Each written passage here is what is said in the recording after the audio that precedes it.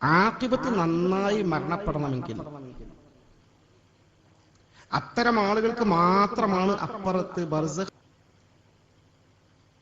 അതിന് ഒന്നാമതായി ശ്രദ്ധിക്കേണ്ട കാര്യം ഇസ്ലാമിന്റെ നേർമാർഗത്തിലൂടെ സഞ്ചരിക്കുക, നേർമാർഗം അംഗീകരിക്കുക എന്നതാണ്.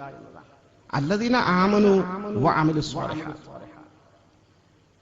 യഥാർത്ഥ വിശ്വാസം നാം കൈക്കൊള്ളണം. ദീനിന്റെ യഥാർത്ഥ വിശ്വാസം, യഥാർത്ഥ മാർഗം ഏതാണ്? ആ മാർഗം നമ്മൾ അംഗീകരിക്കണം, ഉൾക്കൊള്ളണം, വിശ്വസിക്കണം, മുറുകെ പിടിക്കണം. അങ്ങനെ വിശ്വസിച്ചാൽ മാത്രം പോരാ. വഅമിലു സ്വാലിഹാത്തി, പിന്നെ സൽക്കർമ്മങ്ങൾ കൃത്യമായി യഥാവിധി അനുഷ്ഠിച്ചുകൊണ്ട് നിർവഹിച്ചുകൊണ്ട് മുന്നോട്ട് ഗമിക്കുകയും വേണം. ഒരു മുസ്ലിമിന്റെ വിജയത്തിന് ഈ അടിസ്ഥാനപരമായ 2 ഘടകങ്ങൾ അനിവാര്യമാണ്. യഥാർത്ഥ വിശ്വാസം, അനുബന്ധമായി സൽക്കർമ്മങ്ങൾ. യഥാർത്ഥ വിശ്വാസം ഏത് എന്ന് ചിന്തിക്കേണ്ട ആവശ്യം എന്താ മുസ്ലിങ്ങൾക്കിടയിലെന്ന് ചോദിച്ചാൽ, ഇന്ന് പലവിധ പ്രസ്ഥാനങ്ങളും നമ്മുടെ നാടുകളിൽ പ്രവർത്തിച്ചുകൊണ്ടിരിക്കുക. നമ്മുടെ രാജ്യം സ്വതന്ത്ര രാജ്യമാണ്, മതേതര രാജ്യമാണ്, ആർക്കും എന്തും പ്രചരിപ്പിക്കാൻ സ്വാതന്ത്ര്യമുള്ള രാജ്യമാണ്. ഏത് തരം ആരാധനാ രീതികളും ഒരു മതത്തിന്റെ പേരിൽ, ഒരു കാഴ്ചപ്പാടിന്റെ പേരിൽ കൊണ്ടുവന്നാൽ രാജ്യം അത് നിരാകരിക്കില്ല, ഗവൺമെന്റ് എതിർക്കില്ല. സ്വാഭാവികമായും ഇത്തരമൊരു സാഹചര്യത്തിൽ മുസ്ലിങ്ങൾക്കിടയിലും ഈ സ്വാതന്ത്ര്യം ഉപയോഗപ്പെടുത്തിക്കൊണ്ട് പലവിധ കക്ഷികളും അടുത്ത കാലങ്ങളിലായി പ്രത്യക്ഷപ്പെട്ടിട്ടുണ്ട്. ഖാദിയാനികൾ എന്ന വിഭാഗത്തെ കുറിച്ച് നിങ്ങൾ കേട്ടിരിക്കും. അഹമ്മദിയ പ്രസ്ഥാനം എന്നാണ് അവർ സ്വയം പരിചയപ്പെടുത്തുന്നത്. ഈ ഖാദിയാനി വിഭാഗം അല്ലെങ്കിൽ അഹമ്മദിയ പ്രസ്ഥാനം നമ്മുടെ കേരളത്തിൽ അങ്ങിങ്ങായി ചില്ലറ ആളുകൾ പ്രവർത്തിച്ചുകൊണ്ടിരിക്കുന്നുണ്ട്. യഥാർത്ഥത്തിൽ അവർക്ക് പള്ളികളുണ്ട്, അവർക്ക് ഇസ്ലാമിക സ്ഥാപനങ്ങളുണ്ട്, അവർക്ക് ഖുർആൻ ഉണ്ട്. ഇതൊക്കെ അവർ അംഗീകരിക്കുന്ന ആളുകളാണ്, ഹദീസ് അംഗീകരിക്കുന്ന ആളുകളാണ്. പക്ഷേ ഈ അഹമ്മദിയ പ്രസ്ഥാനം എന്ന് പറയുന്ന വിഭാഗം കാഫിറുകളാണ്, ഇസ്ലാമിക വൃത്തത്തിൽ നിന്ന് പുറത്താണെന്ന് ഇസ്ലാമിക ലോക പണ്ഡിതന്മാർ ഏകകണ്ഠമായി അംഗീകരിക്കുന്നു. വളരെ ഗൗരവതരമായ വിഷയമാണ്. ഖാദിയാനികൾ നിസ്കരിക്കാറുണ്ട്, ഖാദിയാനികൾ നോമ്പെടുക്കാറുണ്ട്, ഖാദിയാനികൾ സക്കാത്ത് കൊടുക്കാറുണ്ട്. ഖാദിയാനികൾ പള്ളിയിൽ തന്നെ ഇരുന്ന് ഇബാദത്ത് ചെയ്യുന്ന ആളുകളെ എനിക്ക് നേരിട്ടറിയാം. പക്ഷെ ആ വിഭാഗം കാഫിറുകളാണെന്ന് സമസ്ത കേരള ജംഇയ്യത്തുൽ ഉലമ മാത്രമല്ല, പാകിസ്ഥാൻ ജംഇയ്യത്തുൽ ഉലമ മാത്രമല്ല, സൗദിയിലെ ദാറുൽ ഇഫ്താ ഫത്വ കമ്മിറ്റി പോലും പ്രസ്താവന പുറപ്പെടുവിച്ചിട്ടുണ്ടെന്ന് മാത്രമല്ല, ഒരു ഖാദിയാനി ഹജ്ജിന് അപേക്ഷ കൊടുത്താൽ അല്ലെങ്കിൽ ഉംറക്ക് അപേക്ഷ കൊടുത്താൽ സൗദി ഗവൺമെന്റ് ഇയാൾ ഖാദിയാനിയാണെന്ന് അറിഞ്ഞാൽ ഹജ്ജ് വിസ സ്റ്റാമ്പ് ചെയ്ത് കൊടുക്കില്ല. എന്തുകൊണ്ട്? കാഫിറിന് ഹറമിന്റെ ബോർഡറിലേക്ക് പ്രവേശനമില്ല, അവിടെ മുസ്ലിങ്ങൾക്ക് മാത്രമേ പ്രവേശനമുള്ളൂ, ഇവർ കാഫിറുകൾ. ഒരു ഖാദിയാനി മരിച്ചാൽ നമ്മുടെ മക്ബറയിൽ ഖബറടക്കില്ല. ഒരു ഖാദിയാനുമായി ഒരു മുസ്ലിമിന് വിവാഹബന്ധം പറ്റില്ല. ഈ തരത്തിൽ ഇസ്ലാമിക ലോകം ഏകകണ്ഠമായി ഇതിൽ സുന്നി, മുജാഹിദ്, ജമാഅത്ത്, തബ്ലീഗ് തർക്കുന്നില്ല. എല്ലാവരും കാഫിറുകളെന്ന് അംഗീകരിക്കുന്ന വിഭാഗമാണ് ഖാദിയാനികൾ. പക്ഷെ അവരും ഉയർത്തിപ്പിടിക്കുന്ന അടിസ്ഥാന പ്രമാണങ്ങൾ വിശുദ്ധ ഖുർആനും തിരുസുന്നത്തുമാണ്. ഇടക്കാലത്ത് അപ്രത്യക്ഷനായി പിന്നീട് വധിക്കപ്പെട്ടു എന്ന് CBI വൃത്തങ്ങൾ സ്ഥിരീകരിച്ച മൗലവി ചേകനൂർ മൗലവി നിങ്ങൾ കേട്ടിരിക്കും, കണ്ടിട്ടില്ലെങ്കിലും. അദ്ദേഹത്തിന്റെ ഭൗതിക ശരീരാവശിഷ്ടങ്ങൾ കിട്ടാൻ വേണ്ടി നമ്മുടെ ഈ തൊട്ടടുത്ത് അരൂരിൽ ഒരുപാട് പോലീസ് ഡിപ്പാർട്ട്മെന്റുമായി ബന്ധപ്പെട്ട ആളുകൾ കുഴിച്ചു നോക്കി. ഈ വിവാദ വിധേയനായ വ്യക്തി മൗലവി ചേകനൂർ എന്ന നല്ലൊരു പണ്ഡിതനാ, ഒരു മുസ്ലിം പണ്ഡിതനാ. പക്ഷെ ഈ മുസ്ലിങ്ങളുടെ പേരിൽ പ്രത്യക്ഷപ്പെട്ട ഈ പണ്ഡിതൻ, അദ്ദേഹത്തെ അംഗീകരിക്കുന്ന ആളുകളും അവരാണ് പറഞ്ഞത്,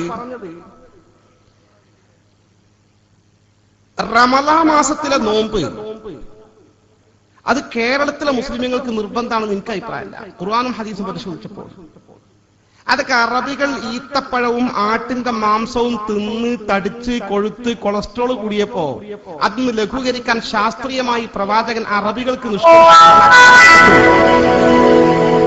റമളാനിൽ വർഷത്തിൽ ഒരു മാസം നോമ്പെടുക്കുക എന്നത്. പാവം കേരളത്തിൽ മത്തിയും കപ്പയും തിന്ന് ജീവിക്കുന്ന, മര്യാദക്ക് ഭക്ഷണം കഴിക്കാനില്ലാത്ത ഈ പാവപ്പെട്ട മുസ്ലിമീങ്ങളെ പ്രവാചകൻ കണ്ടിരുന്നെങ്കിൽ അവർക്ക് നോമ്പ് നിർബന്ധമാക്കുമായിരുന്നില്ലായിരുന്നു എന്ന് പ്രഖ്യാപിച്ച മൗലവി ചേകനൂർ അവർ ഇസ്ലാമിക വൃത്തത്തിന് പുറത്താ. പക്ഷെ ഖുർആനും സുന്നത്തും ഉയർത്തി കാണിച്ചാ പ്രവർത്തിച്ചുകൊണ്ട് ഖുർആൻ സുന്നത്ത് സൊസൈറ്റി എന്ന സംഘത്തിന്റെ തന്നെ പേര്. ഈ തരത്തിൽ ഇസ്ലാമിക വൃത്തത്തിൽ നിന്ന് പുറത്തുള്ള ആളുകൾ പോലും ഇസ്ലാമിന്റെ പേരിൽ ഖുർആനും ഹദീസും ഉയർത്തി കാണിച്ച് പ്രവർത്തിച്ചു കൊണ്ടിരിക്കുമ്പോൾ ഇസ്ലാമിക വൃത്തത്തിൽ നിന്ന് പുറത്തു പോയിട്ടില്ലെങ്കിലും സുന്നത്ത് ജമാഅത്തിന്റെ നേർരേഖയിൽ നിന്ന് വ്യതിചലിച്ചു പോയ ബിദഅ പ്രസ്ഥാനങ്ങളും ഇതുപോലെ ഖുർആനും സുന്നത്തും ഉയർത്തി കാണിച്ചുകൊണ്ട് ദീനിന്റെ യഥാർത്ഥ മാർഗത്തെ വികൃതമായി ചിത്രീകരിക്കാനുള്ള ശ്രമങ്ങൾ നടത്തിക്കൊണ്ടിരിക്കുമ്പോൾ നാം ആ വിഷയത്തെക്കുറിച്ച് ബോധവാന്മാരാകാതിരിക്കാൻ പറ്റില്ല. എന്തുകൊണ്ട്? നമ്മുടെ ആഖിബത്ത് നന്നാകണം, കലിമ ചൊല്ലി മരിച്ചു പോകണം, ബർസഖിയ ജീവിതം സന്തോഷപ്രദമാകണം. അത് സന്തോഷപ്രദമാകാൻ ഒരു ചാഞ്ചല്യവുമില്ലാതെ മഹാന്മാരായ സ്വഹാബത്ത് നമുക്ക് കൈമാറിത്തന്ന ദീനിന്റെ യഥാർത്ഥ വിശദീകരണങ്ങൾ ഉൾക്കൊണ്ടുകൊണ്ട് മുന്നോട്ട് പോകാൻ നമ്മൾ തയ്യാറാകണം. അത് മാത്രമേ മാർഗമുള്ളൂ. ആ മാർഗ അഹ്ലുസുന്നത്തി വൽ ജമാഅ. വിശുദ്ധ ഖുർആനും തിരുസുന്നത്തും തന്നെ പ്രമാണങ്ങൾ. പക്ഷെ ആ ഖുർആനും സുന്നത്തിനും മഹാന്മാരായ സ്വഹാബിവര്യന്മാർ കൊടുത്ത വിശദീകരണം അനുസരിച്ച് ഖുർആനെയും സുന്നത്തിനെയും ഉൾക്കൊണ്ടുകൊണ്ട് പ്രവൃത്തിപഥത്തിൽ കൊണ്ടുവരുന്ന വിഭാഗം അവരാണ് അഹ്ലുസുന്നത്തി വൽ ജമാഅ. ആ സുന്നത്ത് ജമാഅത്തിന്റെ ആളുകളാണ് എക്കാലവും എന്ന പോലെ ഇക്കാലവും ലോകത്തെ ബഹുഭൂരിപക്ഷം മുസ്ലിമുകളും. കേരളത്തിൽ ബഹുഭൂരിപക്ഷം സുന്നികളാണ്. ഇന്ത്യയിലെ ഏത് സംസ്ഥാനങ്ങളും ബഹുഭൂരിപക്ഷം സുന്നികളാണ്. പാകിസ്ഥാനിൽ എന്ന് മാത്രമല്ല ലോകത്തെ എല്ലാ രാജ്യങ്ങളും, ഇറാൻ പോലുള്ള ഒറ്റപ്പെട്ട രാജ്യങ്ങൾ മാത്രമാണ് അപവാദം. അവിടെ ഷിയാക്കൾക്ക് ഭൂരിപക്ഷം. അത് ബിദഅ പ്രസ്ഥാനം. ലോകത്ത് ശരാശരി മുസ്ലിം സമൂഹം ഏത് രാജ്യത്തെത്തിപ്പെട്ടാലും മഹാബഹുഭൂരിപക്ഷം സുന്നത്ത് ജമാഅത്തിന്റെ ആശയാദർശങ്ങൾ അംഗീകരിക്കുന്നവരും മുറുകെ പിടിക്കുന്നവരുമാണ്. നമ്മുടെ കേരളത്തിന്റെ സവിശേഷമായ സാഹചര്യം പരിശോധിച്ചാൽ സുന്നത്ത് ജമാഅത്തിന്റെ മാർഗമാണ് പൂർവിക മാർഗമെന്നും അതാണ് നേർമാർഗമെന്നും മനസ്സിലാക്കാൻ ഏറെ പ്രയാസപ്പെടേണ്ടതില്ല. അള്ളാഹുവിന്റെ ദീനിന്റെ വെള്ളി വെളിച്ചം ഈ കൊച്ചു കേരളത്തിൽ ആരാണ് നമുക്ക് പഠിപ്പിച്ച് കൈമാറുന്നത്? ഇത്ര വ്യാപകമായി മുസ്ലിങ്ങൾ ഇവിടെ വളർന്നു വരാൻ എന്തേ കാരണം? അള്ളാഹുവിന്റെ റസൂൽ നമ്മുടെ നാട്ടിൽ വന്നിട്ടുണ്ടോ? ഇല്ലല്ലോ. ആരാണ് തിരുവനന്തപുരം മുതൽ അങ്ങകലെ കാസർഗോഡ് വരെ നീണ്ടു നിൽക്കുന്ന ഈ കൊച്ചു കേരളത്തിന്റെ ഗ്രാമാന്തരങ്ങളിൽ ഇത്ര സജീവമായി പള്ളികളും മദ്രസകളും അനാഥാലയങ്ങളും ദീനീ പ്രവർത്തനങ്ങളും നടത്തുന്ന വലിയൊരു മുസ്ലിം ജനാവലിയെ വളർത്തിയെടുത്തത് പാരമ്പര്യമായി ഇങ്ങനെ കടന്നു വരാൻ എന്തതിന്റെ പശ്ചാത്തലം? ചരിത്രകാരന്മാർ സമ്മതിക്കുന്നു, വ്യക്തമായി രേഖപ്പെടുത്തുന്നു. അന്നൊരിക്കൽ 14 നൂറ്റാണ്ടുകൾക്ക് മുമ്പ് ഹബീബായ അഷ്റഫുൽ ഹൽഖ് മുത്ത് മുഹമ്മദ് മുസ്തഫ സ്വല്ലല്ലാഹു അലൈഹി വസല്ലം ഈ ദീനിന്റെ വെള്ളി വെളിച്ചവുമായി അങ്ങകലെ അറബ് നാട്ടിൽ പ്രത്യക്ഷപ്പെട്ട അതേ കാലഘട്ടത്തിൽ ഈ അറബ് നാട്ടിൽ നിന്ന് തഞ്ചറന്മാർ കേരളത്തിലെത്തിയെന്നും അവർ ദീനോടെ പ്രചരിപ്പിച്ചുവെന്നും അന്നത്തെ ഹൈന്ദവ സഹോദരന്മാർ കൂട്ടം കൂട്ടമായി ഇസ്ലാമിലേക്ക് ഒഴുകിയെന്നും ആ സ്വഹാബത്തിൽ നിന്നാണ് ദീൻ കേരളത്തിൽ നമ്മുടെ പൂർവികരായ തലമുറ ദീൻ പഠിച്ചതെന്നും ചരിത്രകാരന്മാർ രേഖപ്പെടുത്തുന്നു. മുജാഹിദിന് പോലും വിഷയത്തിൽ തർക്കമില്ല. സ്വഹാബികളാണ് നമ്മുടെ നാട്ടിൽ ദീൻ കൊണ്ടുവന്നത്. ഈ കോഴിക്കോട് കഴിഞ്ഞ മാസങ്ങൾക്ക് മുമ്പ് നടന്ന മുജാഹിദിന്റെ 8ാം സംസ്ഥാന സമ്മേളനത്തിന്റെ സുവനീറിൽ അവർ 1ാമത്തെ ലേഖനത്തിൽ ചൂണ്ടിക്കാണിക്കുന്നുണ്ട് ഫിൽ ബിഅ്സത്തിൻ നബവിയ്യ, പ്രവാചക നിയോഗ കാലഘട്ടത്തിൽ തന്നെ ഈ കേരളത്തിൽ അള്ളാഹുവിന്റെ ദീൻ തന്റെ സ്വഹാബത്ത് എത്തിച്ചു, കൈമാറി തന്നു. അപ്പൊ കേരളത്തിൽ നിലനിൽക്കുന്ന പൂർവികമായി കൈമാറിപ്പോന്ന ദീൻ അള്ളാഹുവിന്റെ റസൂലിന്റെ സവിധത്തിൽ നേരിട്ട് പഠിച്ചു പകർത്തിയ വിശുദ്ധരും മാതൃകായോഗ്യരും നമുക്ക് അനുകരിക്കാൻ പറ്റിയവരുമായ മഹാന്മാരായ സ്വഹാബത്ത് പഠിപ്പിച്ച ദീനാണ് കേരളത്തിൽ നിലനിൽക്കുന്നത്. ഈ അനുഗ്രഹീതമായ ഈ പ്രദേശത്തെ ഈ പള്ളിയിൽ അവിടെ നിസ്കാരമുണ്ട്. നിസ്കാരം കഴിഞ്ഞാൽ അദ്കാറുണ്ട്, ദുആയുണ്ട്. വെള്ളിയാഴ്ച ജുമാക്ക് 2 ബാങ്കുണ്ട്, സുബഹിക്ക് ഖുനൂത്തുണ്ട്, നമ്മുടെ ഹദ്ദാദ് റാത്തിബ് ചൊല്ലാറുണ്ട്, നമ്മുടെ മൗലിദും അതുപോലുള്ള അനുബന്ധ ചടങ്ങുകളും നടത്താറുണ്ട്, നമ്മുടെ ഖുതുബിയത്ത് ചൊല്ലാറുണ്ട്, നമ്മുടെ മൗലിദ് റമദാൻ സവിശേഷമായി നടത്താറുണ്ട്. ഈ തരത്തിൽ നടത്തി വരുന്ന ഈ ആചാരങ്ങൾ മരിച്ച വീട്ടിൽ നമുക്ക് ഒരുപാട് ചടങ്ങുകളുണ്ട്. ഇതൊക്കെ എവിടുന്ന് പകർത്തി കിട്ടിയതാ? ഞാൻ ചോദിക്കട്ടെ, കിതാബൊക്കെ അവിടെ നിൽക്കട്ടെ, ഒരു സംശയമില്ല. നമുക്ക് നമ്മുടെ തൊട്ട് മുമ്പത്തെ തലമുറയല്ലേ ഈ ആചാരങ്ങൾ കൈമാറിയത്? നമ്മൾ ജനിച്ചു വളർന്ന സാഹചര്യം, നമ്മുടെ വീടുകളിൽ, നമ്മുടെ ഗ്രാമങ്ങളിൽ, നമ്മുടെ മഹല്ലുകളിൽ നമ്മൾ കാണുന്ന ആചാരങ്ങളും രീതിയും ഇതാണ്. അവർക്ക് എവിടെ നിന്ന് കിട്ടി? ഇത് നിങ്ങളുടെ ഈ പ്രദേശത്ത് മാത്രമല്ല, നിങ്ങൾ കാസർഗോഡ് മുതൽ തിരുവനന്തപുരം വരെ പോയി നോക്കൂ. ഇവിടെ എന്തൊക്കെ ആചാരങ്ങളാണോ ദീന്റെ പേരിൽ നിലനിൽക്കുന്നത്, അതൊക്കെ അതേപടി ഓരോ ഗ്രാമങ്ങളിലും കണ്ടെത്താൻ സാധിക്കും. ഏതിലും ഒരു വ്യത്യാസമില്ലല്ലോ. എവിടെ നിന്ന് കിട്ടി ഏകരൂപത്തിലുള്ള ഈ ആചാരങ്ങളും അനുഷ്ഠാന കർമ്മങ്ങളും? നമ്മളിങ്ങനെ യാത്ര ചെയ്താൽ, ഇതാ എറണാകുളത്തെത്തി, ഇനി ഒരു പള്ളി കിട്ടണം, മഗ്‌രിബ് നിസ്കരിക്കണം, മഗ്‌രിബായി തുടങ്ങി. എന്നാൽ പള്ളിക്കാരല്ല, പള്ളിക്കാരാ. ഏകദേശം ഇവിടെ പാർക്കിംഗ് സൗകര്യങ്ങൾ, ഇവിടെ പള്ളിക്കാരൻ നിസ്കരിച്ച് സലാം വീട്ടി ദുആക്കെ കഴിഞ്ഞ് പോരുമ്പോ ഒരു ഗ്ലാസ് പായസം അല്ലെങ്കിൽ പാക്കറ്റ് ഈത്തപ്പഴം സാധനങ്ങളൊക്കെ പടം. എന്താ സംഭവം? എല്ലാവർക്കും പള്ളിയിൽ നിന്ന് കൊടുക്കുന്നുണ്ട്. അതിവിടെ ഇന്ന ആള് മരിച്ചിരുന്നു, 7 വരെ ഇങ്ങനെ കൊടുക്കും. ഇവിടെ പള്ളിയിൽ വെച്ച് ദുആ ചെയ്യും.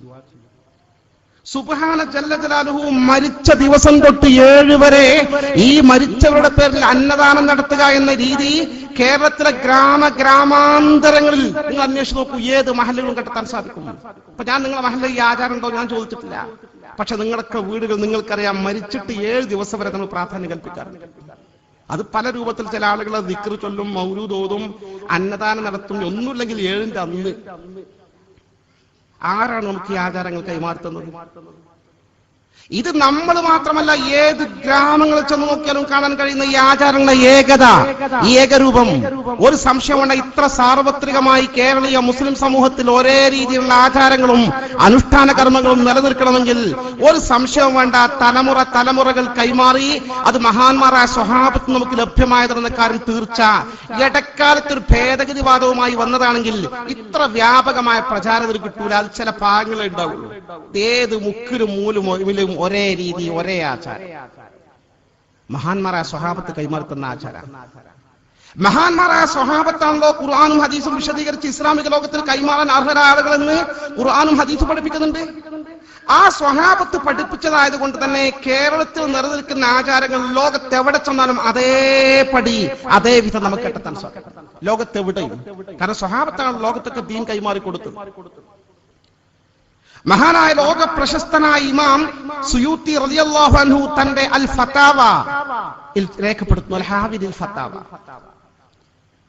ഇന്ന ഹാദിഹി സുന്ന, മരിച്ചവരുടെ പേരിൽ അന്നദാനം നടത്തുക എന്ന കാര്യം മുസ്തമിറത്തുൻ ഫീ മക്ക വൽ മദീന, വിശുദ്ധ മക്കയിലും മദീനയിലും ഇതുവരെ നിലനിൽക്കുന്നുണ്ട്. അദ്ദേഹം പറയാം ഇതുവരെ എന്നാൽ ഇമാം സുയൂത്തി റളിയല്ലാഹു അൻഹു വഫാത്താകുന്നത് ഹിജ്റ വർഷം 911 റസൂലുള്ളാഹി വഫാത്തായി 9 നൂറ്റാണ്ടുകൾക്ക് ശേഷം വഫാത്തായ ലോക പ്രശസ്തനായ പ്രമുഖ ഗ്രന്ഥകാരനായ പ്രമുഖ പണ്ഡിതൻ ഇമാം സുയൂത്തി റളിയല്ലാഹു അൻഹു പറയുന്നു, ഇന്ന ഹാദിഹി മുസ്തമിറത്തുൻ ഫീ മക്ക വൽ മദീന, വിശുദ്ധ മക്കയിലും മദീനയിലും ഇപ്പോഴും ഈ ആചാരം നിലനിൽക്കുന്നു. ഹത്തലാൻ, ഇതുവരെ.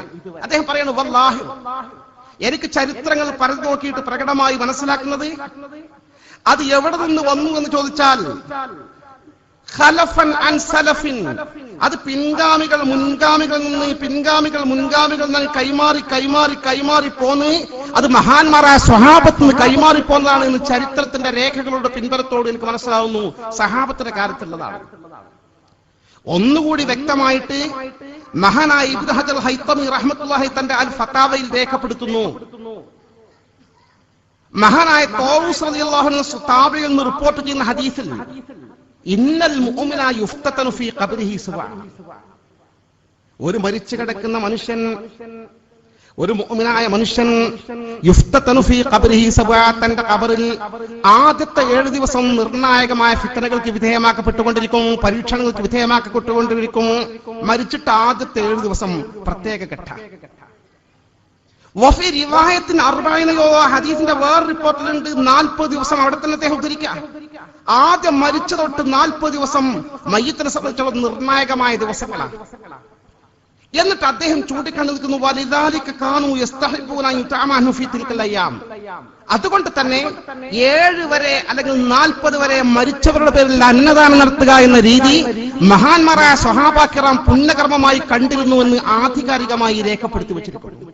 ഞാൻ സൂചിപ്പിച്ചത് കേരളത്തിൽ സാർവത്രികമായി നിലനിൽക്കുന്ന ഏത് രീതികളുണ്ടോ അത് സ്വഹാബത്ത് കൈമാറുന്നതായതുകൊണ്ട് ലോക ചരിത്രം പരിശോധിച്ചാൽ ലോകത്തെവിടെ നമുക്കിത് കാണാൻ സാധിക്കുമെന്ന് മാത്രമല്ല, അത് അതേപടി കിതാബുകളിൽ രേഖകളോടുകൂടി ഉദ്ധരിക്കപ്പെട്ടതായി നമുക്ക് കാണാൻ സാധിക്കും. ഞാൻ ചെറിയൊരു സാമ്പിൾ മാത്രം നിങ്ങൾ മുമ്പിൽ വെച്ചതാ. ഏത് കാര്യത്തിന്റെയും അവസ്ഥാവിശേഷത ആ പാരമ്പര്യമായി കൈമാറിപ്പോന്ന രീതി, ആ രീതിയിൽപ്പെട്ടതാണ് മഹാന്മാരായ ആളുകളോടുള്ള ആദരവ്. അല്ലേ? നിങ്ങൾക്ക് ഈ ഉസ്താദ്മാരുടെ എന്തൊരു ആദരവുണ്ട്? സത്യത്തിൽ നിങ്ങളെ നാട്ടുകാരല്ല. ഈ ഉസ്താദ് കരുവാരകുണ്ടിൽ നിന്ന് എത്തിപ്പെട്ട് ജോലി ചെയ്യുക, ഈ ഉസ്താദ് മാവൂരിൽ നിന്ന് വന്ന് ജോലി ചെയ്യുകയാണ്. പക്ഷെ എന്തൊരു ആദരവാണ് അവർക്ക് നൽകുന്നത് എന്ന് മാത്രമല്ല, ആലിമീങ്ങളായി കാണുന്ന ആളുകളോട് നമുക്ക് എന്തൊരു മതിപ്പും ബഹുമാനമാണ്. ഈ കണ്ട പ്രശ്നങ്ങളൊക്കെ മുസ്ലിംമാർ തന്നെ വിഭാഗം ഉണ്ടാക്കിയിട്ടുണ്ട്. ഒരുപാട് പ്രശ്നം ഇപ്പോഴത്തെ കാലഘട്ടത്തിൽ മുസ്ലിംമാർ എന്ന് പറയുന്ന വിഭാഗത്തിൽപ്പെട്ട ആളുകൾ ചെയ്യുന്നുണ്ട്. അങ്ങനൊക്കെ ചെയ്താലും ആലിമീങ്ങളോട് എന്തൊരു ആദരവാ നമുക്ക്, സാദാത്തുക്കളോട് എന്തൊരു ആദരവാ. തങ്ങന്മാർ കുടുംബത്തിൽപ്പെട്ട ആളുകളാണെങ്കിൽ നമ്മുടെ വീട്ടിൽ ഒരു നേരം ഭക്ഷണം കൊടുക്കാൻ അത്തരം ആളുകൾക്ക്, അവരെ കൊണ്ട് ദുആ ചെയ്യിപ്പിക്കാൻ, അവരെ കൊണ്ട് വെള്ളം മന്ത്രിപ്പിക്കാൻ എന്തൊരു താല്പര്യമാണ് നമ്മുടെ ഉമ്മമാർക്കും നമ്മുടെ ജ്യേഷ്ഠാനന്ദന്മാർക്കും നമ്മുടെ ഉപ്പമാർക്കും നമ്മുടെ സഹോദരങ്ങൾക്കും. ഉസ്താദിനെ വീട്ടിൽ കൊണ്ട് വിളിപ്പിക്കണം.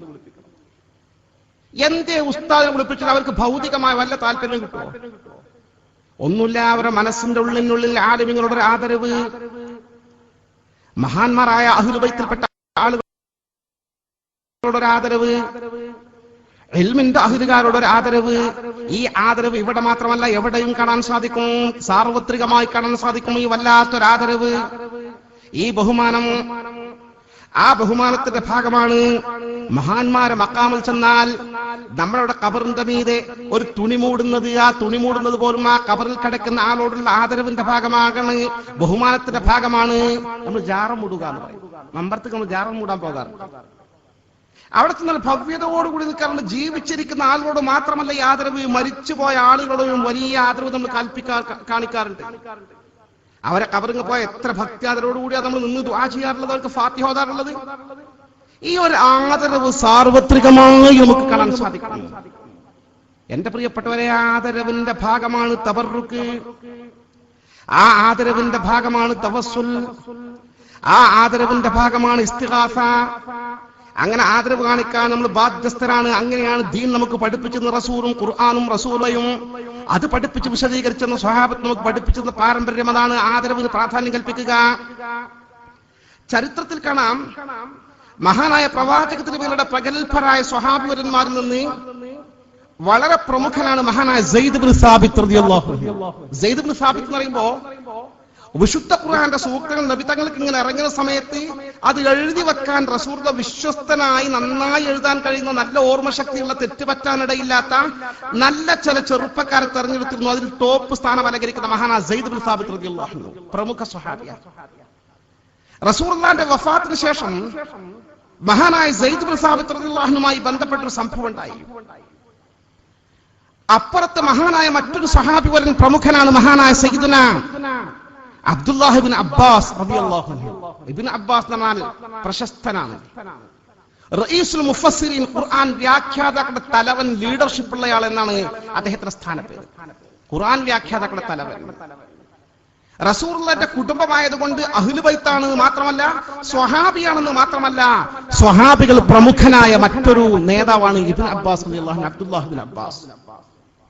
പ്രവാചക തിരുമേനിയുടെ വിയോഗത്തിന് ശേഷം കാലമേറെ കഴിഞ്ഞു. മഹാനായ സെയ്ദ് ഇബ്നു സാബിത്ത് റളിയല്ലാഹു അൻഹു ഈ പ്രവാചകരുടെ കുടുംബ പരമ്പര, കുടുംബത്തിൽപ്പെട്ട മഹാനായ അബ്ബാസ് റളിയല്ലാഹു അൻഹുവിന്റെ പുത്രൻ ഇബ്നു അബ്ബാസ് തങ്ങൾ അവർകളെ സന്ദർശിക്കാൻ വേണ്ടി തന്റെ വീട്ടിലേക്ക് വരികയാണ്. നമ്മുടെ പ്രദേശത്തെ പോലെയല്ല, പരന്നു കിടക്കുന്ന മരുഭൂമിയാണ്. ദൂരെ നിന്ന് ആളുകൾ വരുന്നത് നോക്കിക്കാണാൻ സാധിക്കും. ഒട്ടകപ്പുറത്ത യാത്ര. നേരത്തെ ഇബ്നു അബ്ബാസ് തങ്ങൾക്കറിയാം സെയ്ദ് ഇബ്നു സാബിത്ത് തന്റെ വീട്ടിലേക്ക് വരുന്നുണ്ട്, സന്ദർശിക്കാൻ വരുന്നുണ്ട്. അതിഥികളെ സ്വീകരിക്കുക ഇസ്ലാമിൽ വലിയ പ്രാധാന്യം കൽപ്പിക്കപ്പെടുന്ന ഒരു പുണ്യകർമ്മമാണ്. മഹാനായ ഇബ്നു അബ്ബാസ് തങ്ങൾ അദ്ദേഹത്തെ സ്വീകരിക്കാൻ ഒരുങ്ങി. സെയ്ദ് ഇബ്നു സാബിത്ത് അതാ ഒട്ടകപ്പുറത്ത്, ആ ഒട്ടകം കടന്നു വരുന്നിട്ട് ദൂരെ നോക്കി കാണാൻ സാധിക്കും. അദ്ദേഹം വരുന്നു എന്ന് കണ്ടപ്പോൾ മഹാനായ സയ്യിദുനാ അബ്ദുല്ലാഹ് ഇബ്നു അബ്ബാസ് റളിയല്ലാഹു അൻഹു തന്റെ വീട്ടിൽ നിന്ന് പുറത്തിറങ്ങി അദ്ദേഹത്തെ സ്വീകരിക്കാൻ കാത്തിരുന്നു. അതൊക്കെ ആചാര, ഇസ്ലാമിലെ മര്യാദ. ഗസ്റ്റുകൾക്ക്, അതിഥികൾക്ക് ഏറെ പ്രാധാന്യം കൊടുക്കുന്ന ഇസ്ലാം പഠിപ്പിക്കുന്നത്. വരുമ്പോ സ്വീകരിക്കാൻ പുറത്തിറങ്ങി നിൽക്കുക, പോകുമ്പോ യാത്ര അയച്ച് പോകുന്നത് വരെ നോക്കി നിൽക്കുക. ഇതൊക്കെ മര്യാദകൾപ്പെട്ടത്. ആൾക്ക് നമ്മൾ റെസ്പെക്ട് കൊടുക്കുന്നത് ഇസ്ലാം വലിയ പ്രാധാന്യം കൊടുക്കുന്നത്. മഹാനായ ഇബ്നു അബ്ബാസ് തങ്ങൾ അദ്ദേഹം വരുന്നത് ഇങ്ങനെ നോക്കി നിന്നിട്ട് ആ ഒട്ടകം മന്നം ആ വീട്ടിന്റെ മുറ്റത്ത്